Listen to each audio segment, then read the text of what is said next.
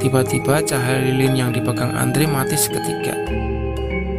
Lilin itu padam seperti ada orang yang dengan sengaja meniupnya dari arah depan Andre.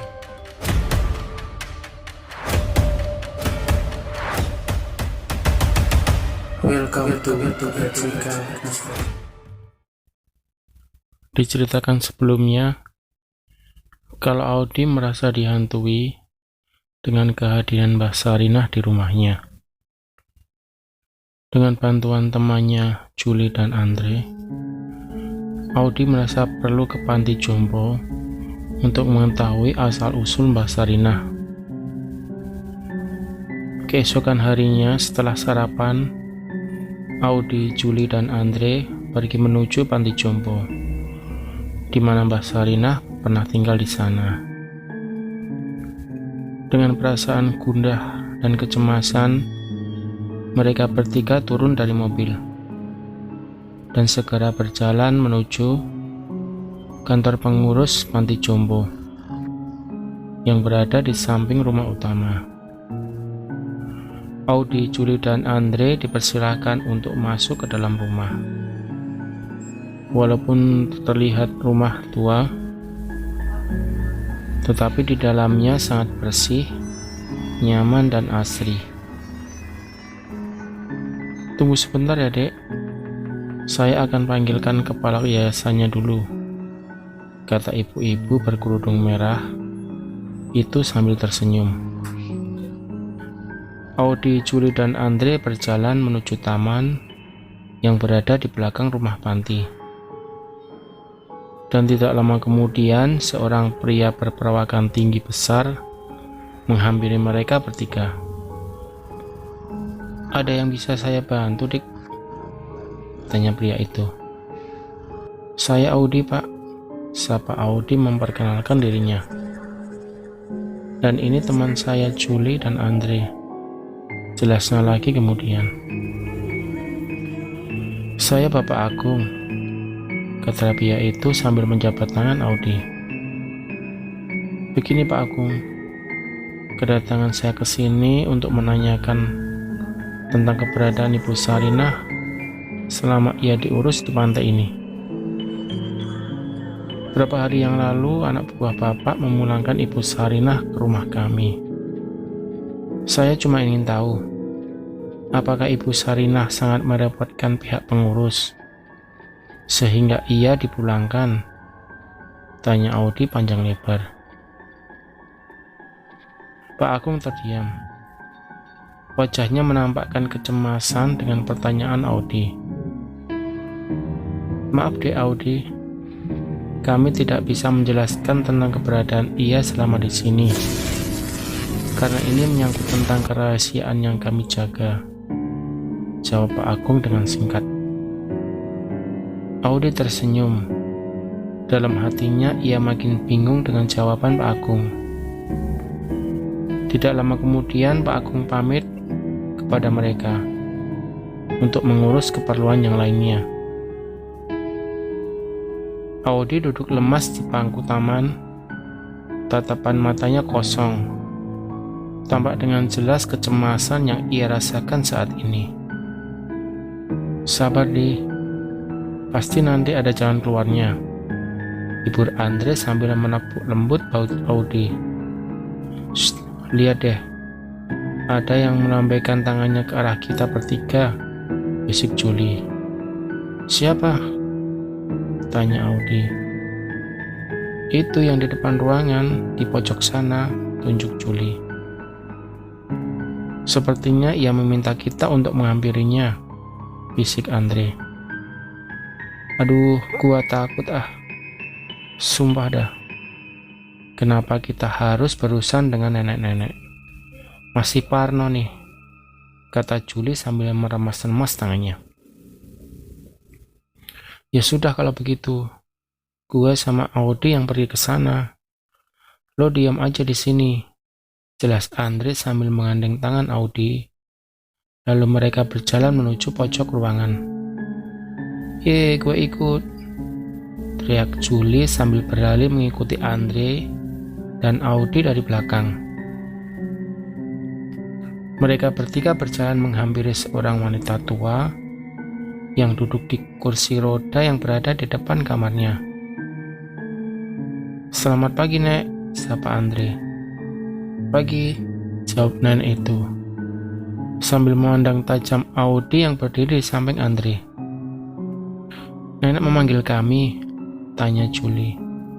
"Kamu? Ya kamu. Apakah kamu orang yang sama di dalam foto ini?" tanya nenek ini sambil menunjukkan foto Audi berdua dengan mamanya. Audi terkejut melihat foto yang berada di tangan nenek itu. "Iya, Nek. Benar, itu adalah saya," jawab Audi dengan gugup. "Ya Tuhan, jadi benar kamu adalah cucunya Raden Retno," kata nenek itu lagi dengan matanya yang berkaca-kaca. "Iya, itu namanya Eyang," saya jawab Audi lagi. "Kemari nak, mendekatlah. Ternyata kamu sudah besar," kata nenek itu sambil memeluk erat tubuh Audi. Andre dan Julie saling berpandangan ketika melihat muka Audi yang sedikit bingung dan takut di dalam pelukan nenek itu. "Nenek kenal dengan eyang saya?" tanya Audi.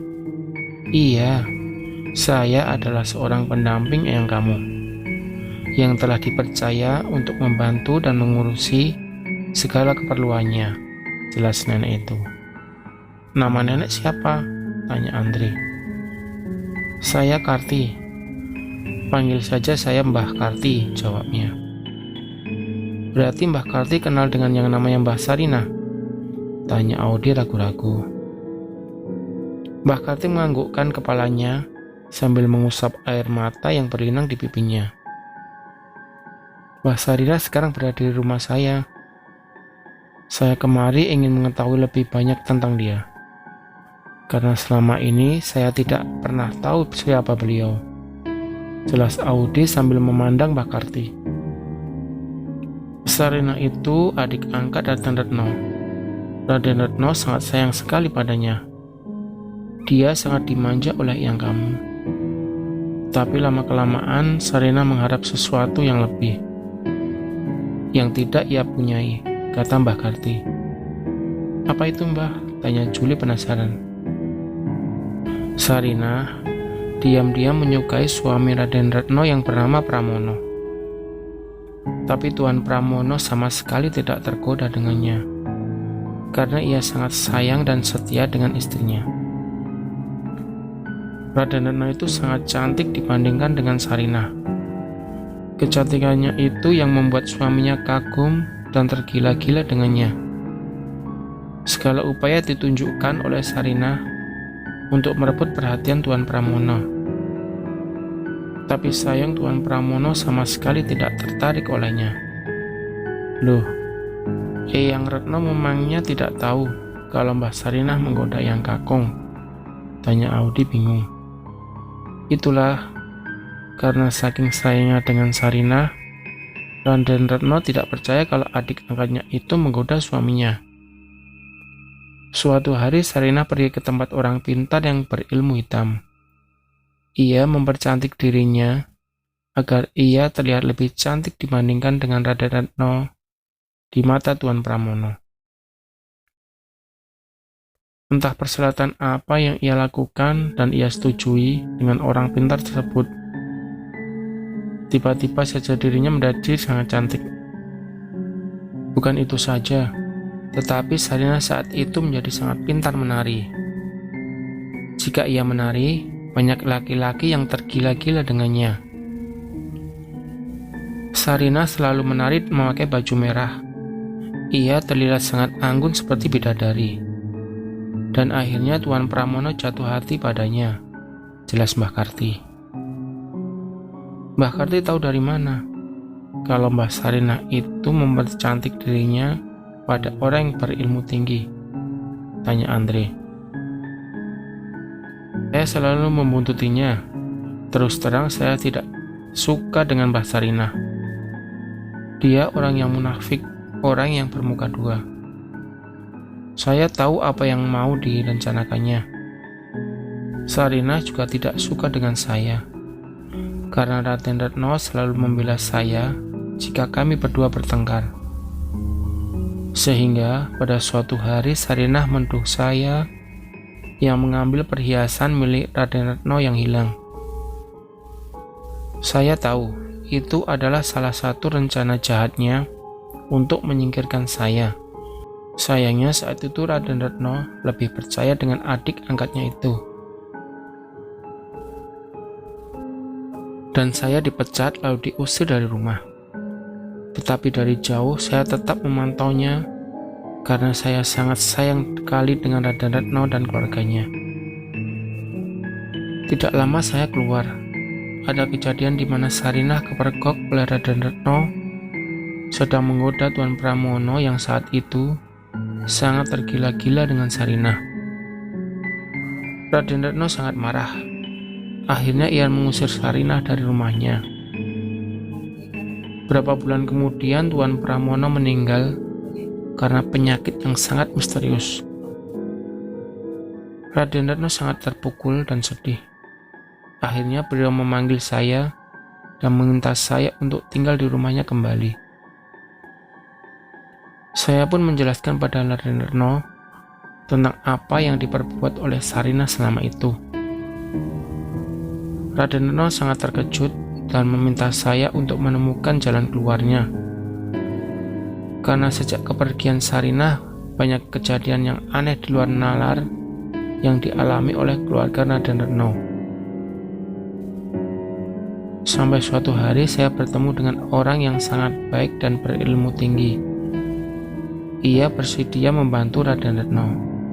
Ia berkata kalau Sarinah itu tidak akan bisa mati, karena ilmu yang ia pelajari itu akan memperpanjang usianya, serta kecantikannya yang kekal.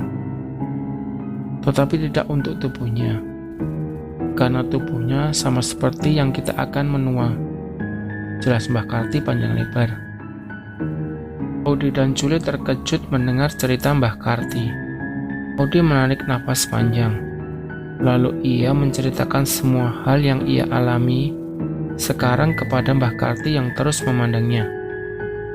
Lalu, apa yang harus kita lakukan, Mbah? Tanya Audi dengan mukanya yang memelas. Kamu adalah kunci satu-satunya yang bisa menyelamatkan diri kamu dan keluarga, jawab Mbah Karti. Saya, kata Audi dengan terbata-bata. Iya, karena yang bisa menghalangi Sarinah adalah generasi ketiga dari keluarga Raden Retno, yaitu kamu, jawab Mbah Karti. Mbah Sarinah tahu kalau Mbah Karti juga berada di sini dan tinggal di satu panti dengannya, tanya Juli. Iya, itu adalah rencana saya dan Raden Retno untuk memperhatikan tingkah laku Sarinah. Dan sejak saat itu diam-diam Sarinah selalu berusaha untuk menyerang saya. Akan tetapi akhir-akhir ini tubuhnya makin menua. Ia tidak bisa beraktivitas lagi. Ia hanya bisa berbaring di atas ranjang. Tetapi rohnya masih bisa berjalan-jalan ke tempat lain dan menakutkan banyak orang. Sejak peristiwa itu Sarinah dipulangkan ke rumahnya. Karena pihak yayasan dan penghuni panti ini sangat tidak nyaman karena sering melihat sosok yang persis dengan Sarinah yang sering muncul di malam hari. Saya sangat terkejut dengan keputusan pengurus panti karena ini adalah di luar rencana saya. Sarinah akan semakin dekat dengan kamu. Ia akan menjadikan kamu tumbalnya untuk memperkuat tubuhnya agar ia menjadi muda lagi, jawab Mbah Karti. Ya Tuhan, kata Audi sambil memandang Mbah Karti. Saya sangat lega karena kamu kesini. Karena saya tidak diizinkan keluar oleh yayasan, akhirnya doa saya terkabul, kata Mbah Karti. Mbah Karti lalu mengeluarkan sebuah botol kecil dari dalam kebayanya. Isi botol kecil ini adalah ramuan yang diberikan oleh orang pintar yang saya temui.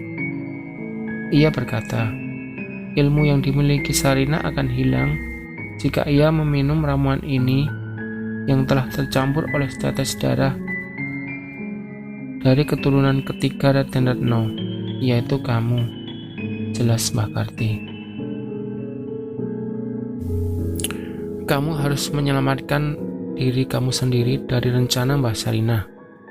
Kamu harus melumpuhkan ia terlebih dahulu agar diri kamu selamat, kata Mbah Karti.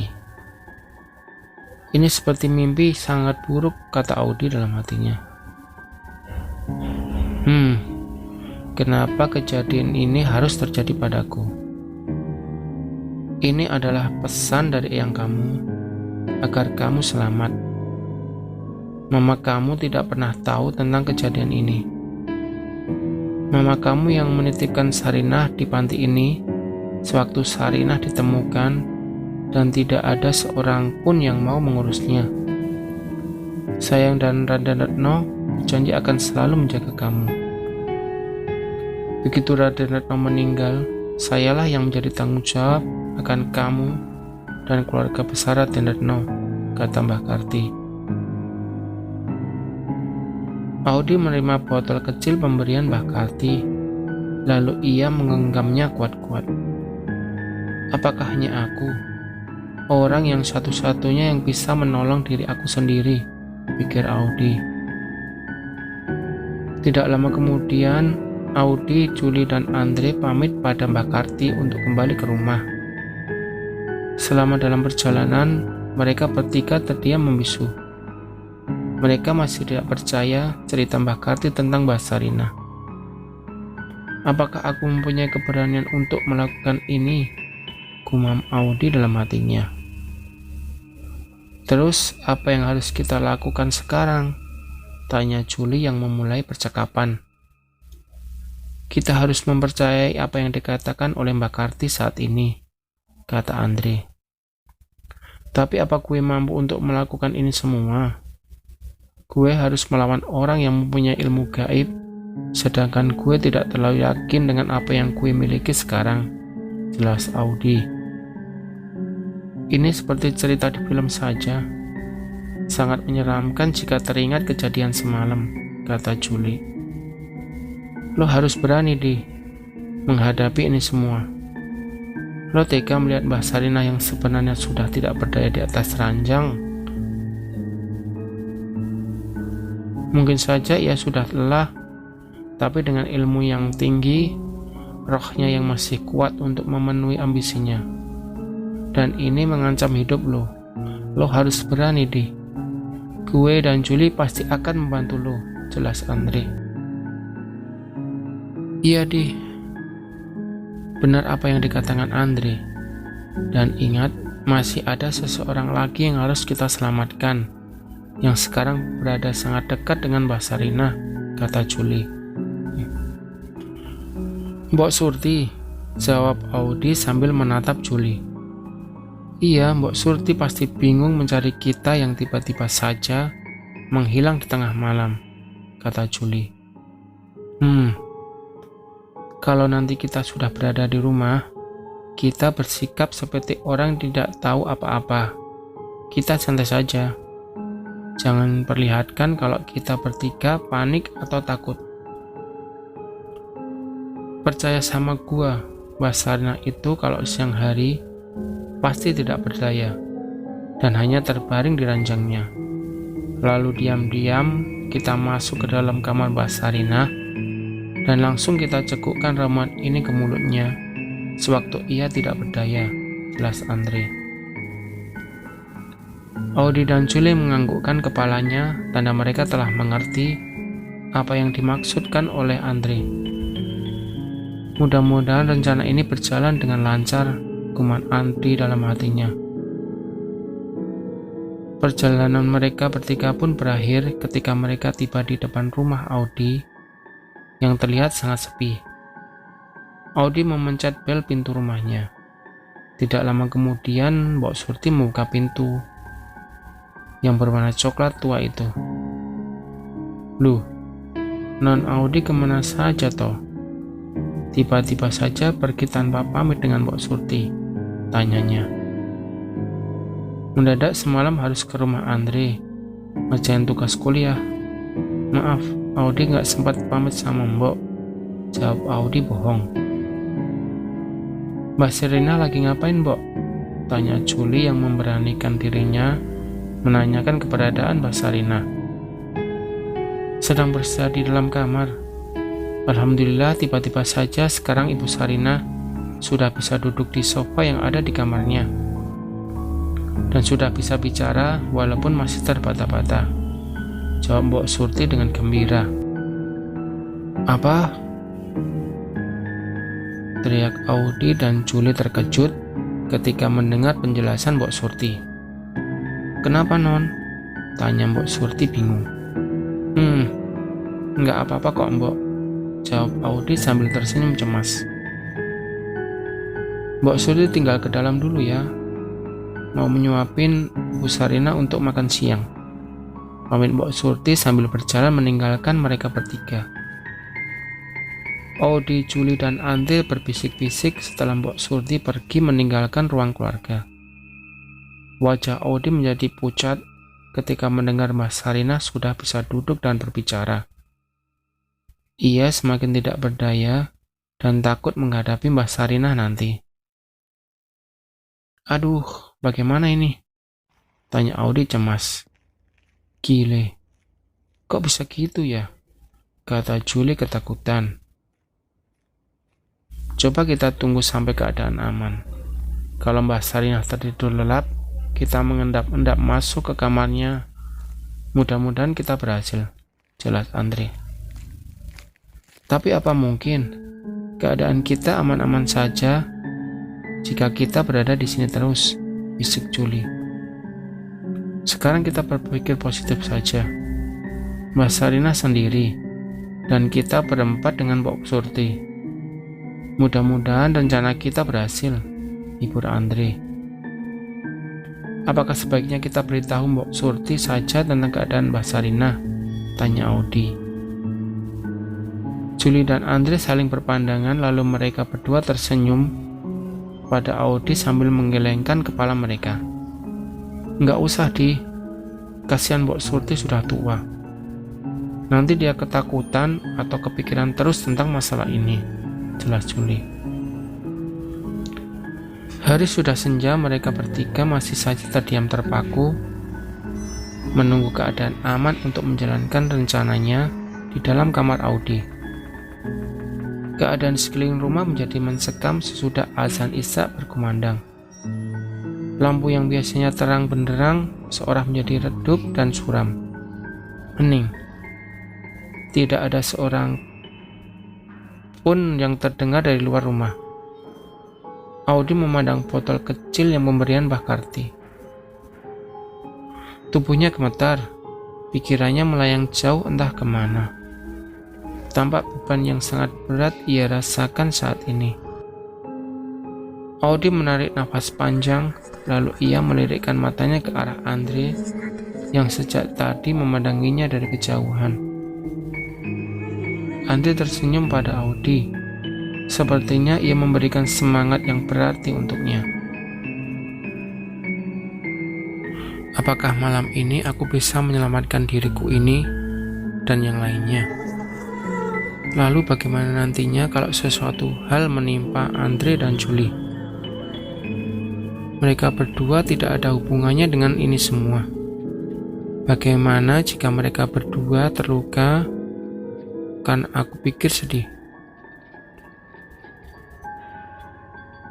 Tiba-tiba Julie masuk ke dalam kamar.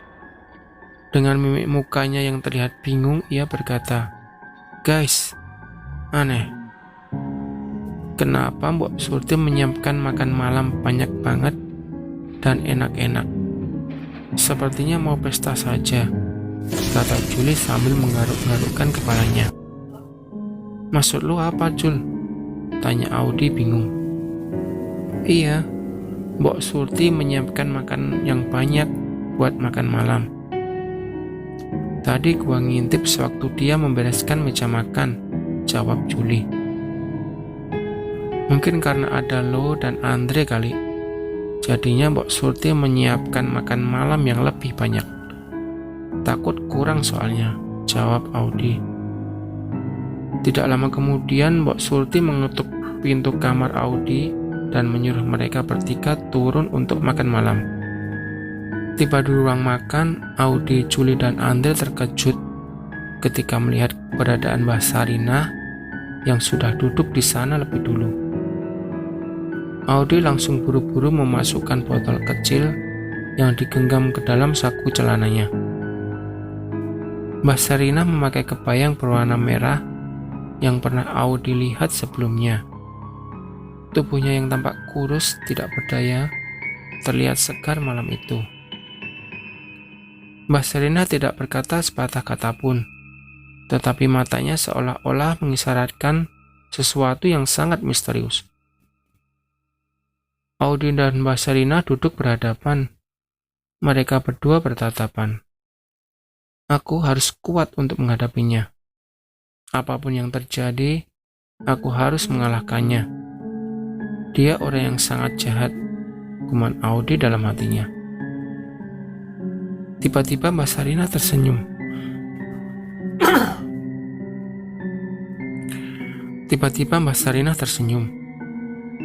Tatapan matanya tajam memandang Audi.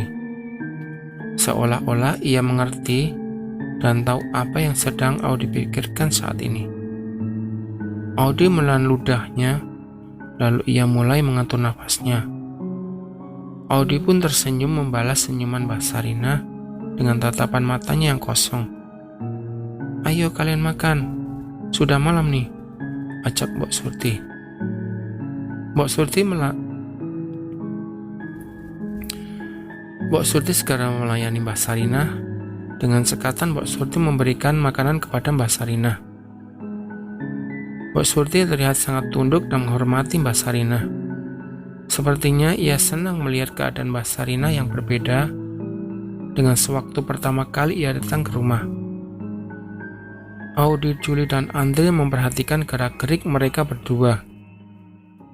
Mbak Sarinah tampak sangat lahap memakan apa saja yang Mbok Surti berikan. Seperti orang yang kelaparan, Mbak Sarinah dengan cepat mengunyah paha ayam yang berada di piringnya. Audi semakin bingung melihatnya. Cara makannya sangat berbeda. Ia begitu ragu seperti orang yang berhari-hari tidak melihat makanan. Aneh. Sepertinya bukan Mbak Sarinah yang berada di hadapannya. Aneh. Sepertinya bukan Mbak Sarinah yang berada di hadapanku, pikir Audi. Juli memandang Audi, lalu ia menggeleng-gelengkan kepalanya. Mana ada nenek-nenek cepat amat punya daging. Waduh, ada yang tidak beres nih, kata Juli dalam hatinya. Loh, kok kalian tidak makan? Tegur Mbok Surti. Saya sudah kenyang, Mbok, jawab Juli. Sungguh pemandangan yang aneh malam itu. Selesai makan, Mbak Sarinah dipapah Mbok Surti menuju kamarnya. Tinggal Audi, Juli, dan Andre yang berada di ruang makan. Sumpah, gue nggak berselera untuk makan, kata Audi yang bangkit dari kursi. Lalu ia berjalan menaiki anak tangga menuju kamarnya diikuti oleh Juli dan Andre. Sesampai di kamar, mereka mendiskusikan apa yang telah mereka lihat tadi. Semakin jelas perbedaan yang ditampilkan oleh Mbak Sarinah. Malam pun semakin larut dan dingin menusuk hingga ke tulang. Di dalam kamar mereka bertiga terlihat semakin bingung dan gusar. Malam pun terasa begitu sangat panjang. Klik. Tiba-tiba lampu rumah Audi padam. Gelap gulita menyelimuti semua ruang di dalamnya, hening dan hawa dingin makin terasa. Audi panik, nafasnya sesak. Seolah-olah ia kehabisan oksigen yang akan dihirupnya. Ya, itu Audi rasakan karena dia takut akan kegelapan. Tolong, gua takut, bisik Audi sambil mengatur napasnya. Julie memeluk erat Audi, sedangkan Andre mencoba mencari senter atau sesuatu yang bisa menerangi kamarnya. Lo harus ambil napas yang dalam, Di. Lalu lo keluarkan pelan-lahan. Lo harus tenang, jangan panik ya, kata Julie yang menenangkan sahabatnya itu. Andre menemukan sebuah lilin besar yang berada di dalam laci meja. Lalu ia membakar sumbu lilin itu. Ruangan kamar Audi menjadi sedikit agak terang. Kenapa genset rumah ini tidak menyala? Kata Audi gugup. Julie menggelengkan kepalanya sambil memandang Audi. Sekarang kita harus bagaimana? Kata Audi lagi. Sepertinya kita harus keluar dari sini. Kita harus mencari Mbok Surti. Gua takut ia dalam bahaya sekarang. Kata Mbok Surti tidak tahu apa-apa. Audi dan Julie menganggukkan kepala. Lalu mereka bertiga keluar dari kamar, menurungi anak tangga yang hanya diterangi oleh cahaya lilin. Sesampai di ruang tengah, kembali terdengar sahup-sahup suara gamelan dari kejauhan. Seperti kemarin malam, tetapi saat ini iramanya terdengar sangat sedih dan memilukan. Julie dan Audi berpegangan tangan, sementara Andre berada di depan mereka, memegang lilin untuk menerangi jalan. Mbok Surti, teriak Audi kencang memanggil pengasuhnya. Audi memanggil-manggil Mbok Surti berkali-kali, tetapi tidak ada jawaban sama sekali dari Mbok Surti. Di sekeliling ruangan itu semakin mencekam. Mereka berjalan pelan-pelan menuju ruang makan.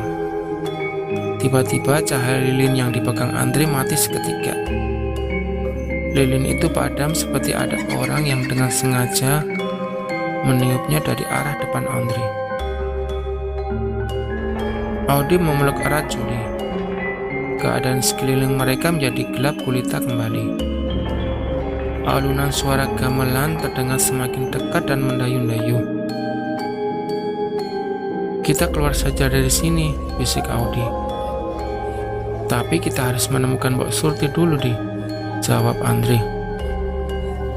Mbok Surti ada di mana?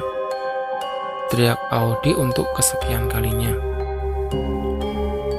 Saya ada di sini, Non, jawab Mbok Surti dari kejauhan. Di mana, Mbok? Teriak Audi lagi. Di sini, jawab Mbok Surti.